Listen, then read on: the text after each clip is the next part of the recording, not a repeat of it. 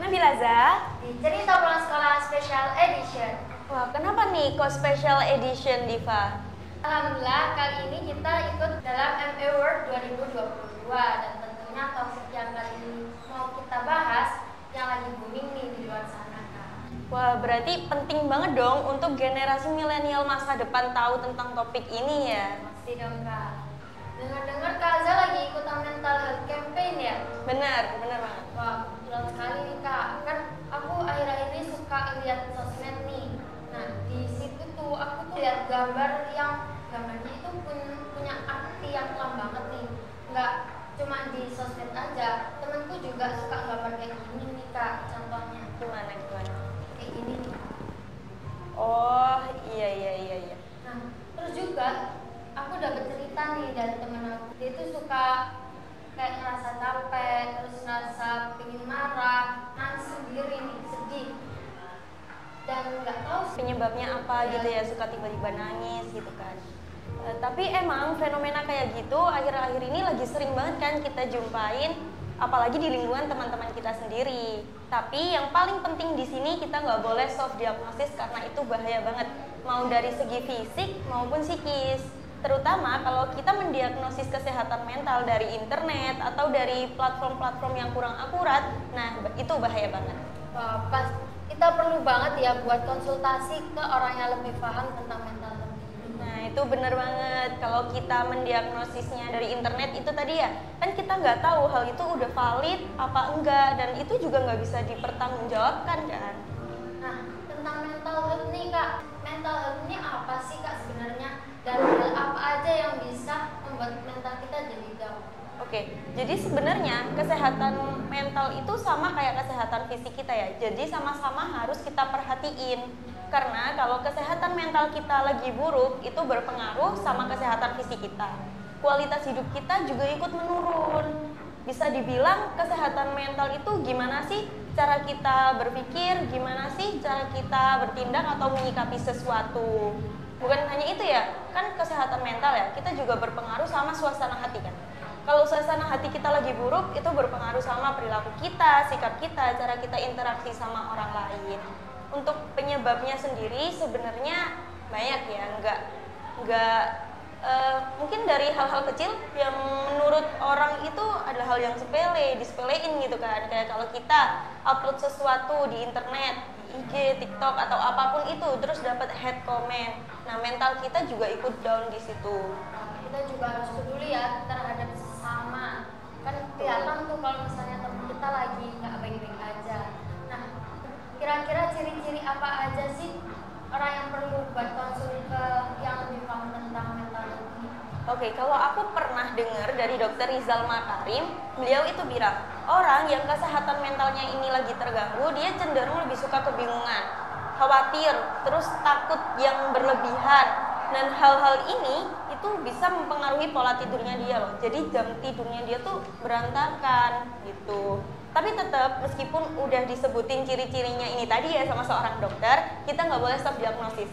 Lebih baik kita konsultasi ke yang lebih paham, kayak ke psikolog gitu kan misal. Kalau sampai mempengaruhi jam tidur nih pasti bahaya banget dong Kak. Betul. Dan setiap orang kan berbeda-beda nih menyikapi setiap masalahnya. Kayak misalnya dia punya masalah, dia jadi overthinking, terus dia nggak bisa tidur atau malah berlebihan dalam tidurnya. Bener banget, apalagi kalau orang kebanyakan tidur, itu dia lebih berpotensi untuk depresi kan. Sebaliknya juga hal buruk terjadi ke orang yang kurang tidur, dia jadi kurang fokus juga. Gak hanya itu aja, kesehatan mental itu bisa menyebabkan komplikasi yang serius loh. Mulai dari fisik, emosi, maupun perilaku kita. Jadi gak hanya capek secara mental aja, tapi secara fisiknya juga. Wah, kalau menurut Kak Azza sendiri nih, Kak Azza lebih pilih sakit secara fisik atau sakit secara mental? Kalau aku sih nggak milih ya, tapi mungkin capek secara fisik.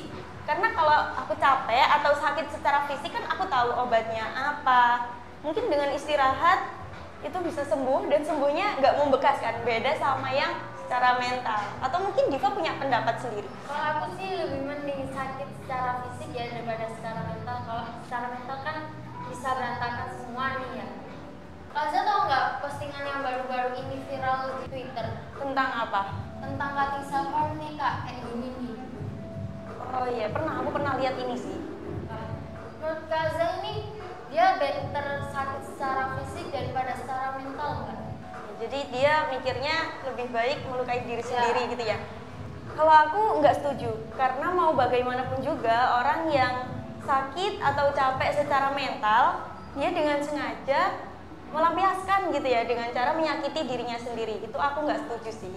Wah, meskipun self harm ini memberikan kepuasan kita sendiri atau dengan kata lain menjadi merasa lega, karena rasa sakit yang ditimbulkan dari self harm ini bisa menggantikan sakit secara emosional.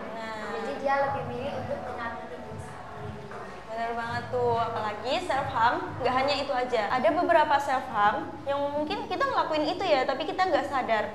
Jadi kayak ngelupasin bibir kalau kering gitu kan. Terus makan makanan yang pedes waktu lagi sedih.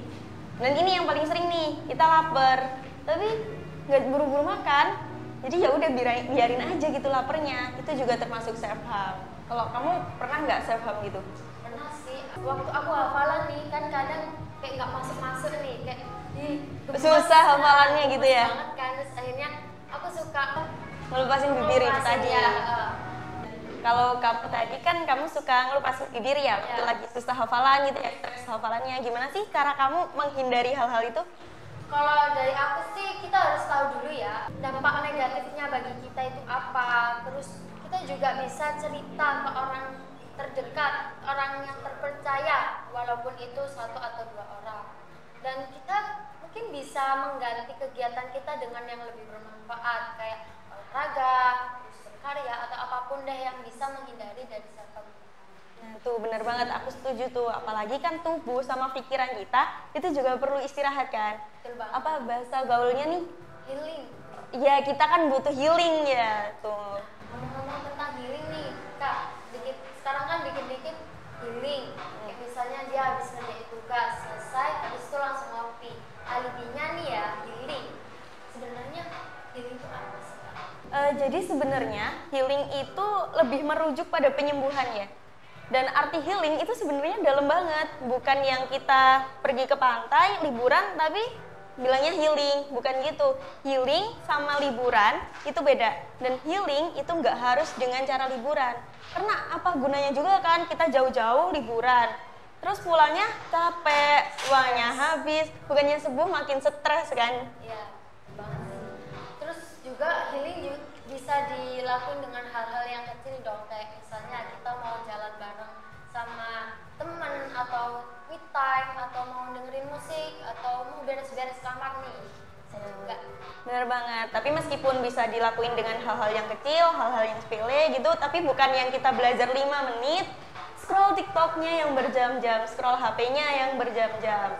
Dan perlu diingat ya di sini, perlu digarisbawahi kalau kualitas healing kita itu bukan dari seberapa jauh sih kita liburan atau seberapa lama sih kita jalan-jalan, kita main-main, tapi dari seberapa sembuh kita dari hal-hal yang mengganggu pikiran kita tadi gitu. Wah, aku biasa sering banget sih belajarnya bentar tapi scrollnya lama banget. Nah itu tuh. Mungkin Kak Zah mau nyampein ke teman-teman di luar sana yang masih belum bisa untuk lepas dari self harm ini tadi, atau mungkin ke teman-teman di luar sana yang lagi kondisi mentalnya lagi kurang baik-baik aja. Oke. Jadi buat teman-teman semuanya, di saat kalian lagi ngedown nih, lagi ngerasa capek, please don't hurt yourself in any case for any reason. Just waiting for a better day. Jika kalian lagi ngerasa sendiri, nggak tahu mau lari ke siapa atau nggak punya siapa-siapa, kalian bisa minta tolong ke orang lain. At least itu teman terdekat kalian ya, buat nganterin ke psikolog atau apapun itu yang bisa membuat kalian menghindar dari self harm ini tadi kan. Karena aku yakin banget pasti ada orang yang peduli sama kita. Dan pada intinya kita tadi nggak boleh self diagnosis, terus nggak boleh self harm, dan kita nggak boleh menjadikan kata healing tadi sebagai pelarian dari suatu masalah. Benar banget. Jadi semoga pembahasan kita hari ini bermanfaat ya buat teman-teman semuanya, terutama yang lagi relate nih sama topik kita di sini. Cukup sekian cerita Pulang Sekolah Special Edition. Sampai jumpa di episode selanjutnya. Nun, bal kolonial.